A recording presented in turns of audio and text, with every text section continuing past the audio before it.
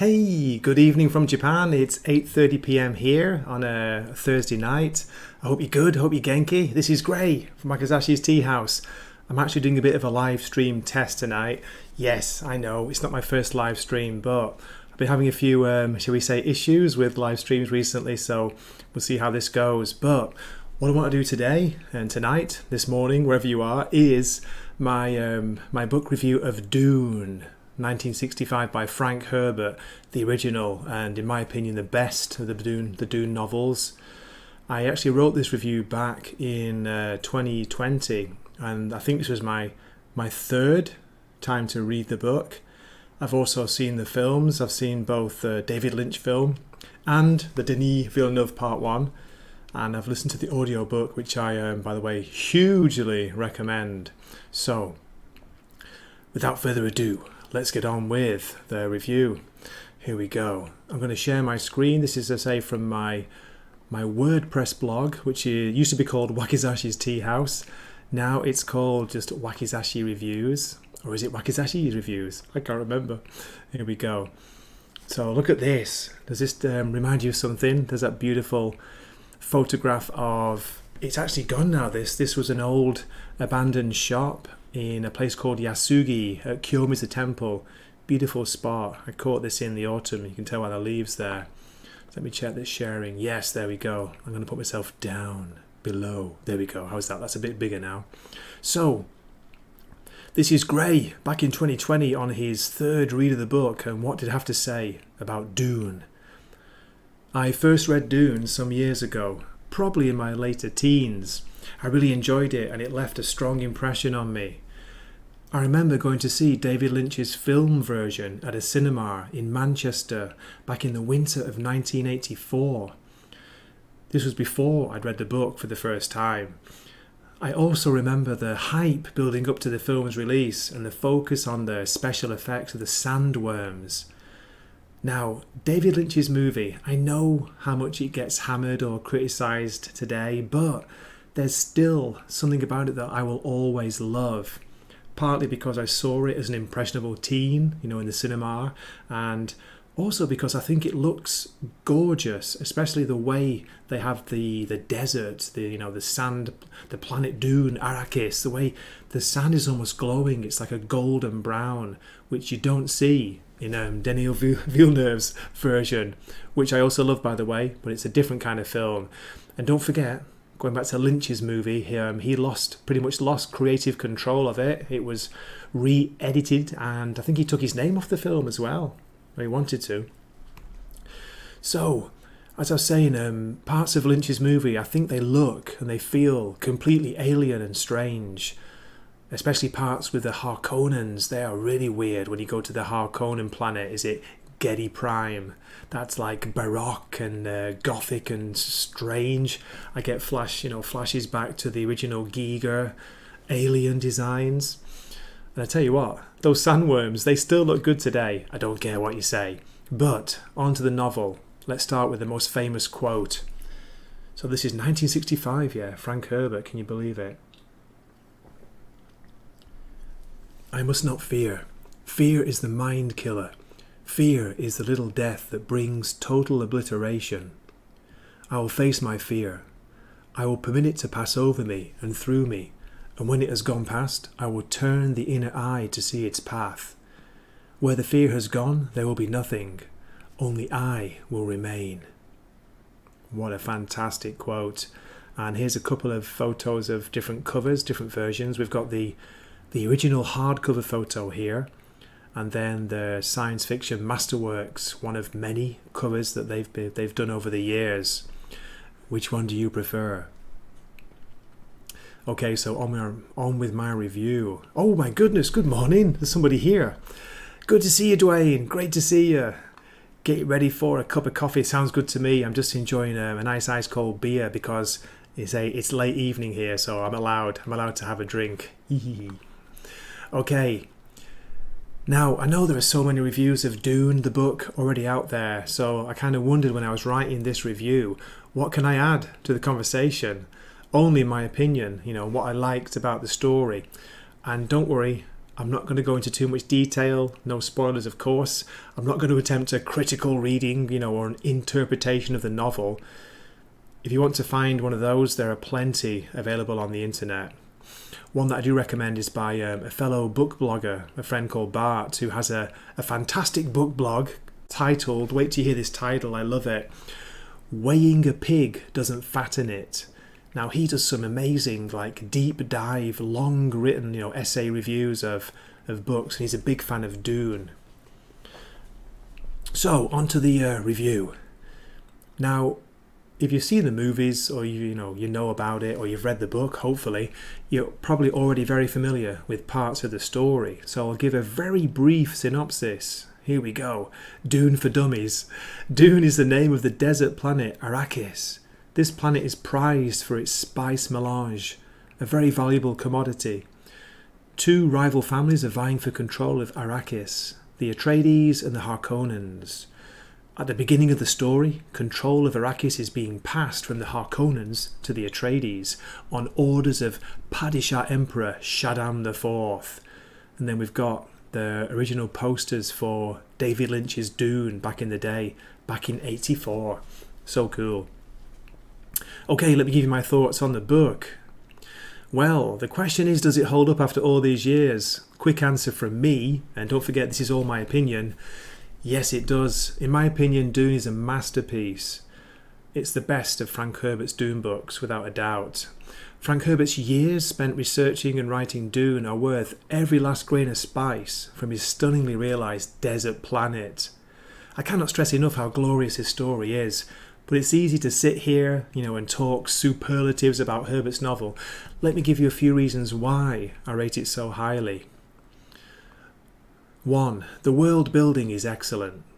Herbert creates a vivid world without getting lost in overly detailed purple prose descriptions. Arrakis feels like a real place by the end of the book, and I could visualise the sand dunes, the rocks, the huge worms, the Fremen and their dwellings. We get a strong feeling of just how precious water is on the planet, particularly when Herbert expands on the native Fremen's traditions and beliefs. And the concept of the still suit, I think, is genius. What a great idea. Building a suit that can recycle your body's water and absorb whatever tiny fraction of moisture there is on this dry, arid desert planet, from the air. All of the main characters have strong, distinctive personalities. Frank Herbert gives each of them individual voices and mannerisms. I like it when we're dropped into the characters' minds and we hear their direct thoughts. There's like an interior narration going on with a lot of characters. You're reading what they're thinking. That's one of maybe the criticisms with Lynch's movie. He tried to, visualize or realize that on film. So you do get a lot of characters kind of staring at the screen, and you hear their thoughts. But I still like it. I've got a deep love for that movie. And just a shout out, there is a fantastic fan cut on YouTube. As far as I know, it's still there. It's available for free. It's about 3.5 hours. Someone's put it together. It's a really good version. Okay. So hearing these characters, hearing their direct thoughts, I think it helps make them feel more real, and we sympathise with their different plights. What's especially impressive when you consider DUNE was originally published back in 1965 are the strong female characters of Jessica, Cheney, and even the Reverend Mother Gaius Helen Mohaim. They each have vital parts to play in the story, and I think they're really well served by the author. Yeah, their parts aren't huge, the main parts of course are with Paul, but I think, if you go back and read it, you'll be surprised. Okay, here's a quote from part of the book. This is about Jessica, Paul's mother, Jessica Atreides. Whirling silence settled around Jessica. Every fibre of her body accepted the fact that something profound had happened to it. She felt that she was a conscious mote, smaller than any subatomic particle, yet capable of motion and sensing her surroundings. Like an abrupt revelation, the curtains whipped away. She realized she'd become aware of a psychokinesthetic extension of herself. She was the moat, yet not the moat. Oh, wow. Now, a lot of that went over my head, but it just stood out. One of the many quotes that I enjoyed when I was reading it. And here we've got a few photos from Lynch's movie. Jessica Atreides is there, the Gaius Helen Mohaim, the Bene Gesserit, and Sean Young played Cheney, or Charney, however you want to pronounce it, Cheney in the first film. My God, this is not long after Blade Runner when she blew everybody's minds with how amazing she looked in that as a sultry, sexy, damaged and, what's the word? Delicate, fragile Rachel. Another notable part of the narrative which impressed me is its inclusion and its handling of court intrigue. Good old court intrigue. You hear that a lot these days, don't you? Especially when you're talking about Game of Thrones, among other things. The fierce rivalry between the two royal houses of Atreides and Harkonnen leads to a compulsive plot filled with power struggles, assassination attempts, bloody fights, betrayals and more. Frank Herbert handles this all with great skill, tying the different plot threads together and shaping the book into a real page-turner. The knife fight scenes are particularly memorable, being brilliantly written, tense and thrilling. When the action comes, it's difficult to take a breath and pause in your reading. Now, I could go on singing the praises of this brilliant book, but I don't want this review, this talk, to get too long. I could also mention how the philosophical ideas that Herbert includes are deep and rich and add yet another layer to the story. Well, many layers. I could also talk about its treatment of ecological themes and how well thought out they are, especially back in 1965, or when he was writing it, it was the early 1960s, because it took a long time to even get this published. Nobody would touch it. None of the main publishing houses would go near it.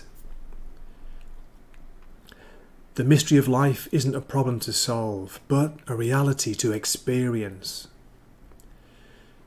So to close my review, I will say, again, in my opinion, Frank Herbert's Dune from 1965 is a masterpiece of imagination. I recommend both the book and the brilliant audiobook production, which is, as far as I know, it's the main one that's still on Audible. It's narrated primarily by Simon Vance. It also includes narration by Scott Brick, Orla Cassidy, Ewan Morton and Ilyana Kadushin. What a great name. When I wrote this review back in 2020, I hadn't listened to very many audiobooks, but I think Dune is probably one of my favourites, if not the favourite one I've listened to so far. I've been listening to it again for I don't know how many times this is. I just put it on every now and then in the car because I love it. There's a weird kind of soft ethereal music plays in the background when you have the opening of the chapters. The scenes or the quotes taken from the book. I think the Princess Ilian writes about Muad'Dib. So I'm going to take a chance. I'm going to play a little bit from my phone, so the quality won't be that great. But see if you can catch this. And later on I'm going to edit this review, just have the actual book review part of it. But let's see. I might have to take it out. It might get struck. But let's try and hear a bit of this. Here we go. Let me know if this comes through. Let me get back to you and StreamYard. Where are we? Here we go.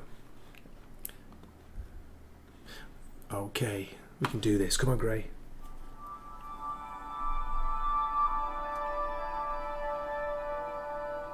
A beginning is the time for taking the most delicate care that the balances are correct. This every sister of the Bene Gesserit knows. To begin your study of the life of Muad'Dib, then, take care that you first place him in his time, born in the 57th year of the Padishah Emperor Shaddam IV. And take the most special care that you locate Muad'Dib in his place, the planet Arrakis. Do not be deceived by the fact that he was born on Caladan and lived his first 15 years there. Arrakis, the planet known as Dune, is forever his place. From Manual of Muad'Dib by the Princess Irulan.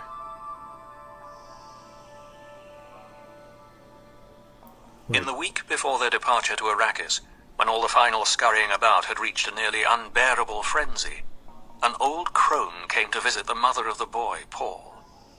It was a warm night at Castle Caladan, and the ancient pile of stone that had served the Atreides family as home for 26... There we go, that's all I risk, but I tell you, it probably doesn't come over very well, but it's so good. It's a great version.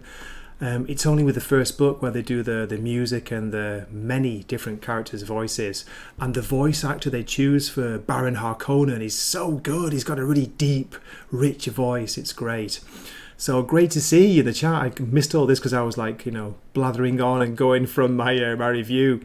Good to see Eric O'Sullivan. Do you have a favourite quote? Idaho had warned him time and again. When in doubt of your surface, bare feet are best. Eric, that's awesome. Before the Jamis fight, yes, bare feet are great, and bare feet are neglected these days, aren't they? We kind of cover our feet up, but if you're ever feeling a bit tired, if you want to recover your body, your energy, take off your shoes and socks, go out on either the earth, the ground, the dirt, the sand if you can, the beach, the grass. You feel so much better. It's one of my favourite, not so much cures, but if I have a bad hangover or I'm physically shattered, I'll do that. I'll go out.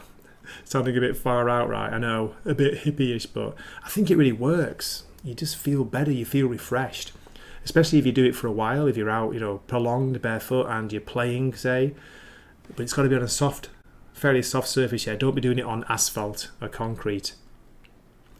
I missed Six as well. Six was here briefly. Great to see you, Six. How are you? Are you good? Are you Genki? Yeah, I'm doing a bit of a test here with this to see whether this gets automatically limited yet again by YouTube when it's finished. For some reason, they've been doing that to all my live streams for the last 3 or 4 weeks. But to be fair, when I ask for a review, whether it does get, manually reviewed or not, they've been clearing them. But that can take anything between like 10, 12, even 24 hours, so yeah, it's not even about the money. It's just like, I don't understand why I'm being hit for these things, because I'm not. I'm talking about either comics, books, doing movie reviews with a couple of friends. There might be an occasional curse word here and there, but it's rare from me, as you know.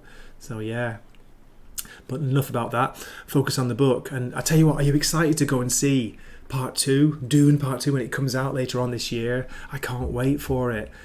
Have you seen the recent trailer? The Denis Villeneuve one I'm talking about? So good. Dwayne is saying that he never read Dune, saw the movie and read the Marvel Comics adaptation. Wow, that takes me back, man. I never had that. I should have got it. I wish I'd picked it up, but it was before I was buying comics. This is the movie came out, I think it was 84. It could have been early 85 in the UK. So if it's around a similar time, I didn't start until either, when was it, 86? I think I first got into buying my own American comics. Eric, is there a cultural coding in the Fremen? Are they a Semitic people, seeing their language is most definitely evident in Fremen words? Oh, I've not read that far, mate. The reveal at the end of Chapter House. I've only read Dune Messiah, and I've got a bit of a hot take here. I started Children of Dune recently after putting on the audiobook of the first novel yet again, and I got really into it. I was like, okay, it's time for children. My God, I've given it 100 pages. I'm close to putting it down and picking something else up. Oh my God, it's so slow. It's so heavy on the philosophy, these deep ideas. You're not getting hardly, not even action. Like there's no court intrigue. There's no gorgeous narration. It's just like in the thoughts and the two twins, Leto and I forget the name again, Eric. Please let me know in the chat. Ganima, I want to say, Ganymede or whatever, Gahima. But I'm giving up on it. I'm probably going to come back to it. Maybe it's not the right time to read it for me, but it's literally when I've got free moments at work, I'm able to actually read a little bit on the PC. I put Kindle up. It's putting me to sleep. Yeah, I know I'm 50 now. I'm getting old, but I shouldn't be falling asleep in the afternoon. With like a 15 minutes here, 20 minutes there when I'm having a quick read. Just like nodding. Like, come on. There we go, that's Gray's hot take. Take off your shoes and socks, make fists with your feet, says Eric O'Sullivan. It works. Just ask Bruce Willis from Die Hard.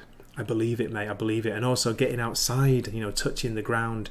I love it on the beach and I love it on grass. Oh, really? Bill Sinkovich did the art for Marvel Dune. Oh my god, that sounds amazing. I'll definitely try and pick it up. I'll look for that. Spoilers. No spoilers from me. You're saying I've got to get to God Emperor, really? Really? Is that your favourite one? I even put, Eric, I put Reddit. I typed in Children of Dune. Boring to see what came up, and one of the first things was a Reddit thread and someone asking the same question as me, saying, I'm like about 100 pages in, does this get better? Because it's really slow, it's really dull, not a lot's happening, it's very philosophical ideas, but not interesting philosophical like Dune was. It's just very kind of, and I hate to say that, but then they were saying either God Emperor or Chapter House were other people's favourites, saying you've got to get to those. So there we go. Okay, thanks Eric. Yeah, so it was a slog, was it? But Eric says it does pay off in the end. Excellent artwork, Dwayne. Oh, you've got the hardcover. Oh, I'm so jealous. That must be amazing, yeah. Is it gorgeous to look at? And the twins are Leto the Second and Ganamia. Oh my god. Ganamia. I can't do it. No way. So cool. So, while we're talking Dune, let me read a little bit from... I pulled up a random chapter. This is from the first book, the first part, which is just called Dune anyway. And this is where you've got Duke Atreides and Paul and Gurney and Kynes. They're out. I think they're in a ship and they're going to check basically the spice mines, the spice mining. Do you remember this scene? We've had Gurney Halleck has been playing on his balisset. Here's the end of his song he was singing. Now, don't worry, I'm not going to sing it, I'm just going to read it. This is from page 148, and this is the Kindle version I've got handy because of reading it from my screen. Gurney has just been singing this. Wild beasts of the desert do hunt there, waiting for the innocents to pass. Oh, tempt not the gods of the desert, lest you seek a lonely epitaph, the perils of the... He broke off, leaned forward. Dust cloud ahead, sire. I see it, Gurney. That's what we seek, Kynes said. Paul, stretched up in the seat to peer ahead, saw a rolling yellow cloud, low, on the desert surface, some 30 kilometres ahead. One of your factory crawlers, Kynes said. It's on the surface, and that means it's on spice. The cloud is vented sand being expelled after the spice has been centrifugally removed. There's no other cloud quite like it. Aircraft over it, the Duke said. I see 2, 3, 4 spotters, Kynes said. They're watching for worm sign. Worm sign? The Duke asked. A sand wave moving towards the crawler. They'll have seismic probes on the surface too. Worms sometimes travel too deep for the wave to show. Kynes swung his gaze around the sky. Should be a carry-all wing around, but I don't see it. The worm always comes, eh? Halleck asked. Always. Paul leaned forward, touched Kynes' shoulder. How big an area does each worm stake out? Kynes frowned. The child kept asking adult questions. That depends on the size of the worm. What's the variation? The Duke asked. Big ones may control 300 or 400 square kilometres. Small ones... He broke off as the Duke kicked on the jet brakes. The ship bucked as its tail pods whispered to silence. Stub wings elongated, cupped the air. The craft became a full thopter as the Duke banked it, holding the wings to a gentle beat, pointing with his left hand off to the east, beyond the factory crawler. Is that worm sign? Kynes leaned across the Duke to peer into the distance. Paul and Halleck were crowded together, looking in the same direction, and Paul noted that their escort, caught by the sudden manoeuvre, had surged ahead but now was curving back. The factory crawler lay ahead of them, still some 3 kilometres away. Where the Duke pointed, Crescent dune tracks spread shadow ripples toward the horizon, and running through them as a level line stretching into the distance came an elongated mount in motion, a cresting of sand. It reminded Paul of the way a big fish disturbed the water when swimming just under the surface. "Worm," Kynes said. "Big one." He leaned back, grabbed the microphone from the panel, punched out a new frequency selection. Glancing at the grid chart on rollers over their heads, he spoke into the microphone. "Calling crawler at Delta IX minor. Worm sign warning. Crawler at Delta IX minor. Worm sign warning. Acknowledge please." He waited.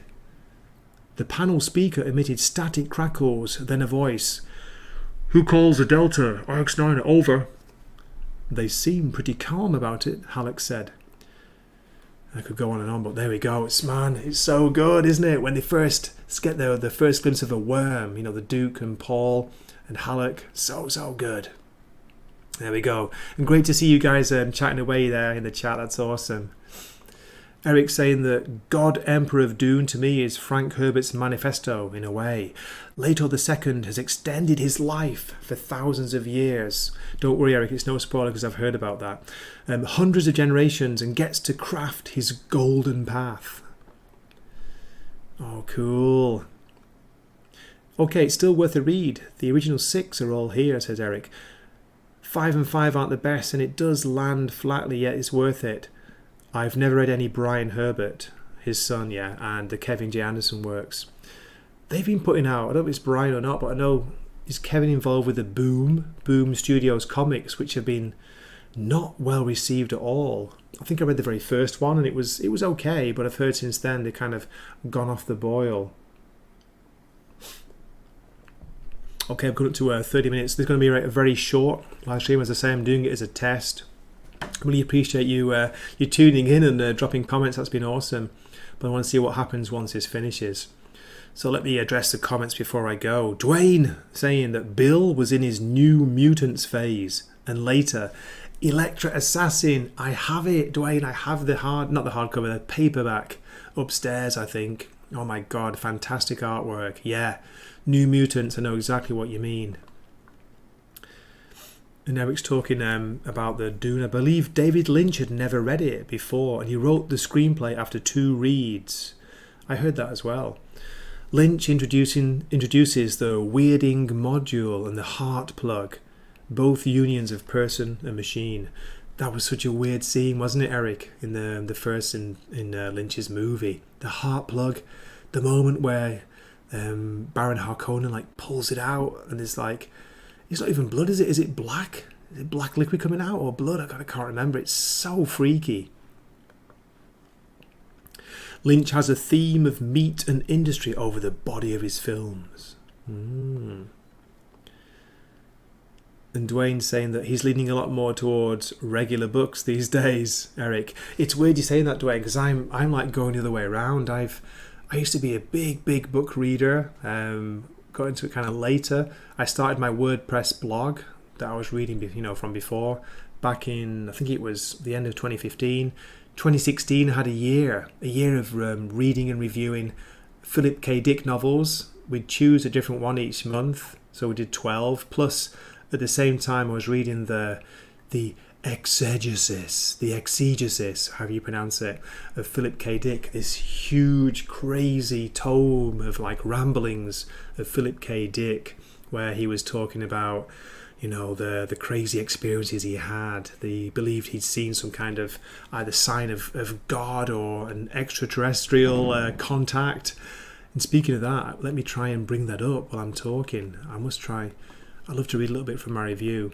So let me boot up WordPress again, because it's a fascinating book.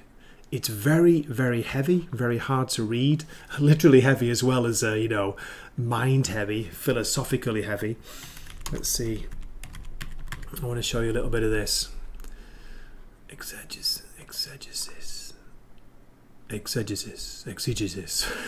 Goodness knows how you pronounce it. There we go. So I've got to finish soon because I think Mrs. Wakizashi is about to finish work. She'll be coming downstairs wanting some dinner in a minute, but Oh, you do love the glossary at the end, yeah, Eric. It's great. It's worth reading up, yeah. Oh, you ran a blog from 2002 to 2017. Oh, you deleted it. No. Oh, mate, what a shame. You deleted the blog. Okay, let me share. Here we go.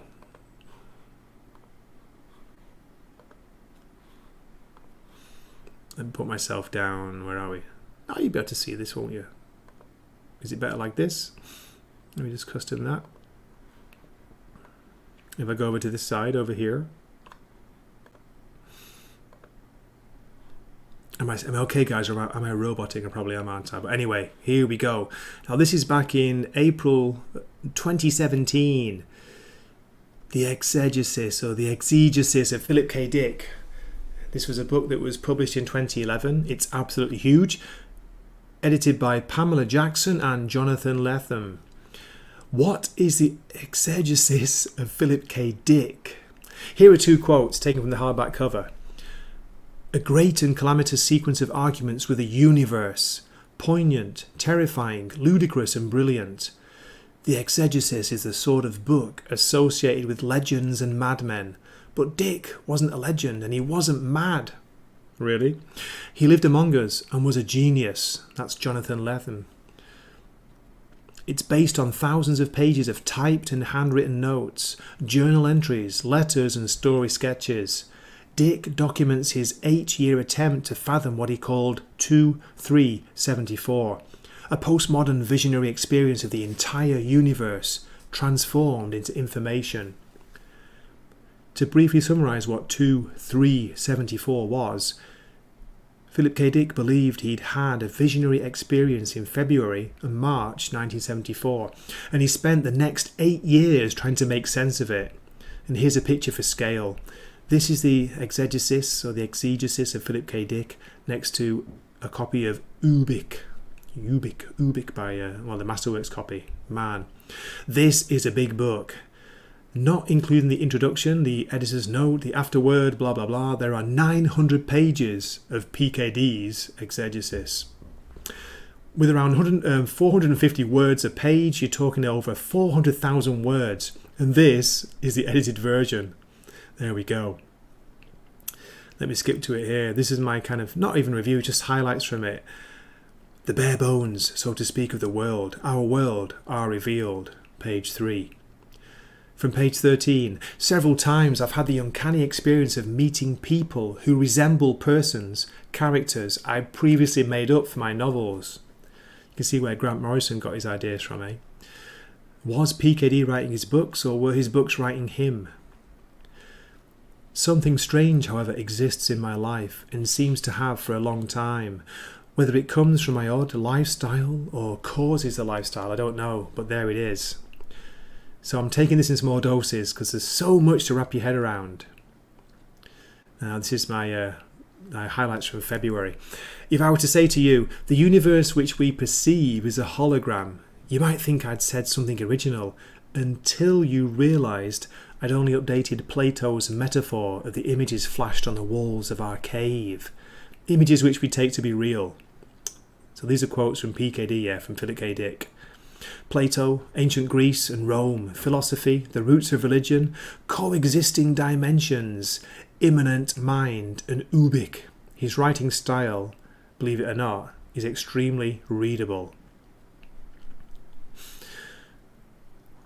The reality of orthogonal time, cyclic time, would make it possible for the golden age, the time before the fall, to return, restoring all which has been lost. And then there's one more here. What is possible, though, as I've said before, is the notion of mitosis-like splittings of the present due to time dysfunctions, perhaps in our past, that result in alternate worlds, as in the man in the high castle. The mitosis is a division of the nucleus of a cell from a Greek word which means warp thread. Oh yeah, my thread has been warped by PKD. Now there's a lot more to go. I'm not going to read from it now because I say I've got to wrap things up, but I might do a separate stream on this because it is fascinating. Okay, great to see Flaccid Phoenix in the chat. Thanks, mate. Thanks for dropping in. I really appreciate it. And Eric O'Sullivan, I appreciate all your comments. Mrs. Wakizashi's just finished work, so she's going to get some dinner. So I'm going to close things off now. But as I say, this was just a test stream to see if it gets immediately, automatically limited right after I finish streaming. KC, great to see you, mate. No matter what the book, there's nothing better when you're reading and you get so into the story, you stop seeing the words and don't remember turning the pages. I 100% agree with you. God bless and hail you all. What's your favourite Dune quote, Gray? I can't think, mate, off the top of my head. Oh my goodness. It could be the classic, the most original one, the fear is the mind killer, which I know it's a bit of a cliche, but there we go. Okay, so I really appreciate you watching. Thank you so much for tuning in. This has been absolutely fantastic. What should we finish with? I've got to drop a quote. Here we go. Open the pod bay doors, Hal. I'm sorry, Dave. I'm afraid I can't do that. Don't know why, it's the first one that sprung to mind and the first one that popped up. So thank you very much. Have a great day, great afternoon, great evening, good night, and I hope to see you in a future video. This is Gray from Wakizashi's Tea House, all over the place, completely tangenting, and I'm going to edit this video later as a review of Dune. So thank you so much for watching. See you next time.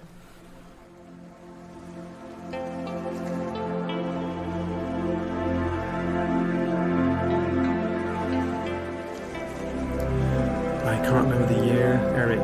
Long time ago as a teenager, and it was my brother, good old Mick, who recommended I read it.